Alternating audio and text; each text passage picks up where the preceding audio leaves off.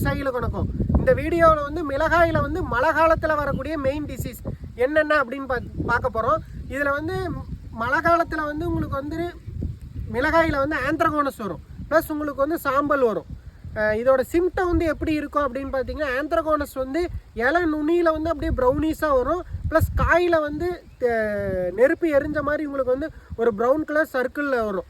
இது வரும்போது உங்களுக்கு வந்து ஈல்டு லாஸ் ஏற்படும். ஏன் அப்படின்னு பார்த்தீங்கன்னா, அந்த காய் எதுவுமே ஆகாது. அடுத்தது வந்து பார்த்திங்கன்னா சாம்பல்.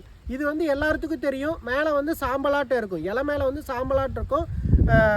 மிளகாயில் வந்து ஃபஸ்ட்டு கீழே சர்ஃபேஸில் தான் சாம்பலாட்டம் வரும், இலை அப்படியே ப்ரௌன் எல்லோயிஸ் ஆகி ஃபுல்லாக ட்ராப் ஆகிரும்.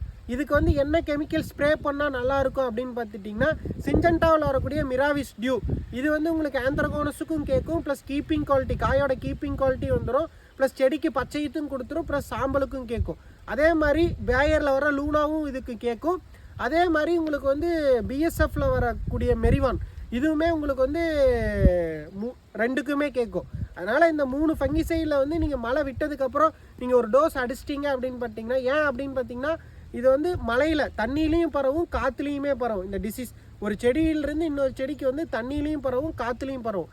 அதனால் வந்து மெயினாக இதுக்கு அடிச்சிருங்க. உங்களுக்கு ஈல்டு லாஸும் ஏற்படாது, உங்களுக்கு செடி க்ரீனிஸ் அப்படியே இருக்கும். நன்றி, வணக்கம்.